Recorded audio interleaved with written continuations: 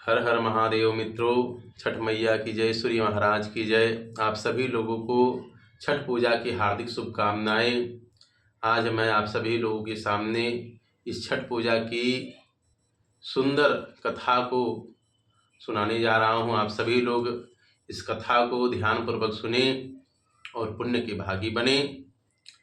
ओम वृद्धनाय च नमस्तुभ्यं, नमस्ते मिहिराय च, आरोग्यं मे सदा देहि, पूजितोऽसि महाप्रभो। श्री जन्मेजय ने वैश्वपायन से पूछा कि दुरात्मा दुर्योधनादि द्वारा कपट रूप जुआ से परास्त पांडव लोग वनवास के लिए भेजे गए तो जंगल में जाकर उन्होंने क्या किया। वैश्वपायन जी बोले कि हे जन्मेजय सुनो, वह पांडु के पुत्र पांडव लोग अत्यंत दुख सागर में डूबे हुए वनवास के लिए घोर जंगल में जाकर दुख और चिंता से चिंतित हो वन में रहने लगे। वन के फल पुष्प को खाकर पृथ्वी तल में शयन करने लगे, यानी कि सोने लगे, और सोते हुए केला और भोजपत्र का वस्त्र पहनकर दुख से दिन काटने लगे।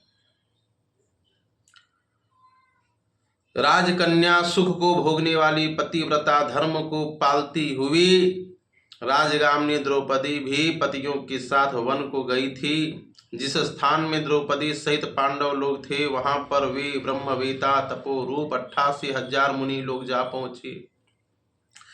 ऋषियों को आए देख जानकर महाराज युधिष्ठिर अत्यंत चिंता में घबरा उठे कि इन महात्माओं के भोजन के लिए क्या प्रबंध करें। जब युधिष्ठिर को यह चिंता हुई कि भोजनार्थ क्या उद्योग करे तो मुख की चेष्टा मलिन किए स्वामी युधिष्ठिर को देखकर द्रौपदी अत्यंत दुख से व्याकुल हो गई। उसी क्षण द्रौपदी निज पुरोहित महाराज धौम्य को पवित्र आसन पर बैठाकर प्रदक्षिणा पूर्वक नमस्कार करके नेत्रों में आंसू भरकर कुल धर्म रक्षक द्रौपदी प्रेम पूर्वक गदगद वचन बोली कि हे धौम्य, हे धौम्य, हे महाभाग, इन दुखित पांडु पुत्रों को देखो। हे स्वामिन, इनके दुख को देखकर क्या आपका हृदय दुखी नहीं होता। दुख नाशार्थ कोई व्रत मुझसे कहिए जिससे इनका क्लेश शांत होवे। थोड़ा ही उपाय से प्रत्यक्ष महत पुण्य को देने वाला व्रत कहिए जिससे हमारे स्वामी पृथ्वी तल में सुखी होवे, जिससे शत्रु का नाश होवे, निज राज लक्ष्मी वापस मिले और इस समय हमारे यहाँ आए हुए ब्राह्मणों को दुग्ध पान करने को मिल जावे। हे महाभाग, हे महाविभो, ऐसा कोई उपाय वर्णन करिए। द्रौपदी के यह वचन सुनकर वैश्वपायन जी जन्मेजय से कहते हैं, ब्राह्मणों में श्रेष्ठ महाराज धौम्य जी प्रसन्न होकर मुहूर्त मात्र ध्यान स्थित होकर द्रौपदी से बोले कि हे पंचाल पुत्री, एक उत्तम व्रत को सुनो, जिस व्रत को पूर्व समय में नाग कन्या के उपदेश से सुकन्या ने किया था। हे महाभागो, स्त्रियों के साथ तुम अनेक विघ्नों को शांत करने वाले रवि षष्ठी व्रत को करो। द्रौपदी बोली कि हे विप्र, आपका कहा हुआ व्रत कैसा है और उसकी विधि क्या है? उस व्रत में किसका पूजन किया जाता है? वह नाग कन्या कौन थी और किस हेतु उसने इस उत्तम व्रत को किया था? हे महाभाग, वह सुकन्या अत्याश्चर्य रूपी व्रत को करने वाली कौन थी? शरणागत वत्सल, मेरे संशय का आप निवारण कीजिए। इस भांति द्रौपदी के प्रश्नों को सुनकर धौम्य जी बोले कि हे देवी, सतयुग में एक शर्याती नामक राजा थे जिनके 1,000 स्त्रियां थी, जिसने एक ही कन्या उत्पन्न हुई थी। है कि नहीं। मतलब कि सतयुग में एक सरियाती नाम के राजा थे जिनकी 1000 स्त्रियां थी, जिनमें से एक ही कन्या उत्पन्न हुई थी। उन 1000 स्त्रियों में से एक ही कन्या उत्पन्न हुई थी, यानी कि जन्म ली थी। उस राजा की कन्या को छोड़कर दूसरी संतान ना होने के कारण वह कन्या अति प्रिय थी और वह पिता के घर में वृद्धि को प्राप्त होने लगी। कुछ समय के बाद वह कन्या चंद्रवत मुख, कमलवत नेत्र और कुंभ स्तनी होती हुई युवावस्था को प्राप्त हुई। बाल्यावस्था से ही चंचला वह कन्या पिता को प्राण के समान थी। इस पृथ्वी लोक में उसके सदृश दूसरी कोई ऐसी कन्या ना थी कि जिसको हमने देखा हो। इससे उसका सुकन्या नाम पड़ा। एक समय राजा श्रियाती मृगया मतलब कि शिकार खेलने के लिए गए। मंत्री, सेना, बड़े बड़े योद्धा और पुरोहित को संग में लेकर घोर जंगल को गए। शिकार खेलने के निमित्त राजा को जंगल में वास करते हुए 10 दिन व्यतीत हो गए। राजा श्रियाती दिन में शिकार खेलकर रात्रि में स्त्रियों के साथ क्रीड़ा करते हुए जंगल में रहने लगे। एक समय सखियों के साथ सुकन्या फूल लेने के निमित्त जंगल में गई। वहां पर चयवन मुनि का स्थान था। सुकन्या मुनि की देह में दीमक लगी देखकर क्या देखती है कि मिट्टी के मध्य में मुनि के दोनों नेत्र जुगनू की भांति चमक रहे हैं। उसके विस्मित होकर, यानी कि उसने विस्मित होकर के नहीं जान करके उनकी दोनों आंखें फोड़ दी। तब तो मुनि के नेत्रों से रुधिर की धारा बहने लगी। रुधिर यानी खून की धारा बहने लगी और वह चकोराक्षी सुकन्या फूलों को लेकर सखियों के साथ गृह को चली आई। यानी कि कहा गया कि सुकन्या जो थी वह चयवन मुनि को देखी। चयवन मुनि घोर तपस्या में लीन थे और लीन होने की वजह से उनके पूरे देह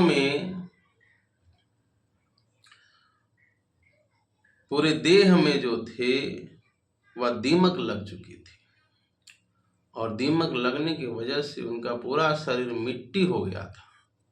हाँ, मिट्टी हो जाने के कारण सिर्फ उनके 2 नेत्र ही जो है वह चमक रहे थे। वह सुकन्या वह नेत्र को ना जान करके, वह जुगनू समझ करके उन दोनों नेत्रों को फोड़ डाली। तब तो मुनि के नेत्रों से रुधिर बहने लगी। चयवन मुनि के नेत्र सुकन्या द्वारा जो फोड़ दिए गए, इससे राजा और सेना का मलमूत्र जो था वह बंद हो गया। सभी हाहाकार करने लगे। जब 3 दिन और रात्रि व्यतीत हो गई तो व्याकुल होकर अपने पुरोहित से राजा ने पूछा कि हे मुनि सत्तम, किस हेतु हमारा मलमूत्र बंद हो गया, यानी कि किस कारण से हमारा मलमूत्र बंद हो गया है। आप दिव्य दृष्टि से देखकर कहिए। पुरोहित जी बोले कि हे राजन, भार्गव वंश से चयवन नामक एक ऋषि इसी वन में घोर तपस्या कर रहे हैं, जिनके शरीर में दीमक लगकर मांस खा गए तथा हड्डी मात्र मिट्टी से लिपटी है। हे राजन, आपकी कन्या ने अज्ञान में उस महाराज के दोनों नेत्र कांटों से फोड़ दिया, जिससे रुधिर बह रहा है। उन्हीं के क्रोध से यह कष्ट उपस्थित हुआ है। सो हे राजन, आप उनको प्रसन्न करिए, अपनी कन्या उन्हें दे दीजिए। कन्यादान से वह मुनि चयवन जी प्रसन्न हो जाएंगे।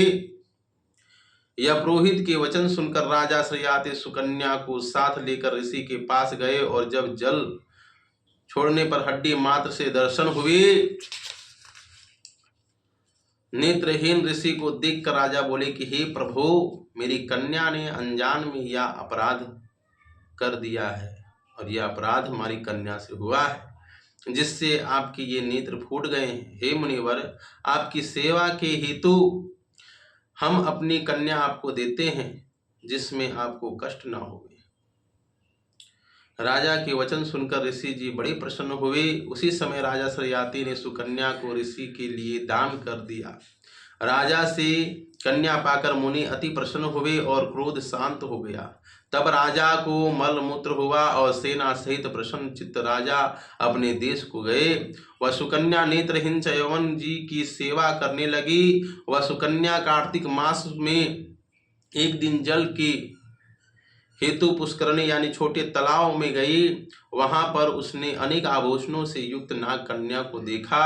श्री कश्यप के यज्ञ मंडप में सूर्य भगवान का पूजन करती हुई नाग कन्या को देखकर सुकन्या धीरे से पास जाकर पूछती है कि हे महाभागी, आप क्या करती हैं, किस कारण यहाँ आई हैं? सुकन्या के इस वचन को सुनकर नाग कन्या बोली कि हे साध्वी, मैं नाग कन्या हूँ, व्रत धारण कर कश्यप जी के पूजनार्थ यहाँ आई हूँ। सुकन्या बोली, इस व्रत का और पूजा का क्या प्रभाव है, क्या फल है, इस पूजा की विधि क्या है, किस महीने और किस तिथि को यह उत्तम व्रत किया जाता है? नाग कन्या ने कहा, कार्तिक शुक्ल षष्ठी तिथि को सप्तमी युक्त होने पर सर्व मनोरथ सिद्धि के लिए यह व्रत किया जाता है। व्रती को चाहिए कि पंचमी के दिन नियम से व्रत को धारण करे, सायंकाल में खीर का भोजन करके पृथ्वी पर सोवे, छठवें दिन यानी कि षष्ठी तिथि के दिन व्रत रहे, दिन में 4 रंगों से शोभित मंडप में सूर्य नारायण का पूजन करे और रात्रि में जागरण करे। अनेक प्रकार के फल और पकवान आदि के नैवेद्य और सूर्य नारायण की प्रीति के लिए गीत वध आदि से गा बजाकर उत्सव मनावे। जब तक सूर्य नारायण का दर्शन ना हुए तब तक व्रत धारण करे और किए रहे। प्रातः काल सप्तमी को सूर्य नारायण के दर्शन करके अर्घ देवे।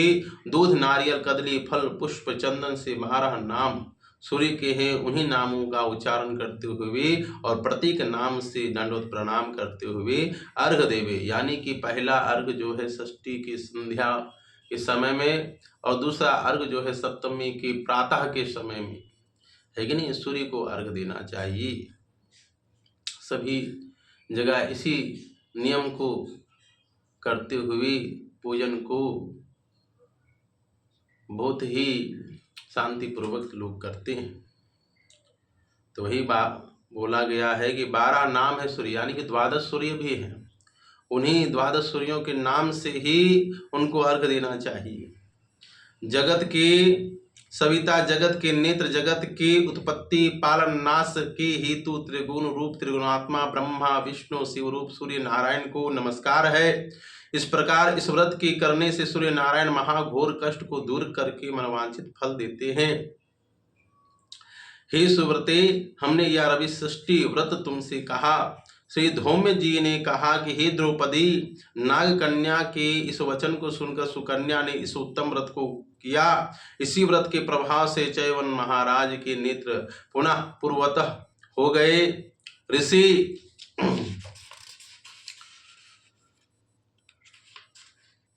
चयवन जी का शरीर निरोग हो गया और सुकन्या के साथ लक्ष्मी नारायण के भांति राजयुक्त होकर सुख भोगने लगी। इससे हे पंचाल नंदनी, तुम भी इस उत्तम व्रत को करो। इसी व्रत के प्रभाव से तुम्हारे पति पुनः राज लक्ष्मी को पाएंगे और निसंदेह तुम्हारा कल्याण होगा। तब द्रौपदी ने धौम्य महाराज की आज्ञा से या यथाविधि व्रत किया तो युधिष्ठिर जी ने अतिथि रूप में आए हुए ब्राह्मणों को भोजन देकर प्रणाम किया। वैश्वपायन जी ने कहा कि हे जन्मेजय, धौम्य जी से इस उत्तम व्रत को जानकर द्रौपदी ने किया और इसी व्रत के प्रभाव से द्रौपदी पांडवों सहित पुनः राजलक्ष्मी को प्राप्त हुई। जो कोई स्त्री इस पुनित व्रत को करेगी उसके समस्त पाप नाश होकर सुकन्या की भांति पति सहित सुख को पावेगी। इस व्रत का विधिवत उद्यापन करे, विधि विधान से प्रत्येक वर्ष व्रत को करते हुए कथा को सुने, ब्राह्मणों को दक्षिणा देवे तो उसका मनोरथ सिद्ध होता है। जो कोई भक्ति युक्त इस कथा को सुनता है उसको पुत्र पौत्र धन संपत्ति तथा अक्षय सुख मिलता है। इस भांति कथा को सुनकर सूर्य नारायण को अर्घ देकर नमस्कार करते हुए श्रोता निज निज घर को जावे। यह हमारी छठ पूजा की कथा संपन्न हुई। और जो छठ माता है वह सूर्य महाराज की बहन है और देवों के देव महादेव के पुत्र कार्तिक जी की पत्नी है और ब्रह्मा जी की पुत्री भी कही जाती है।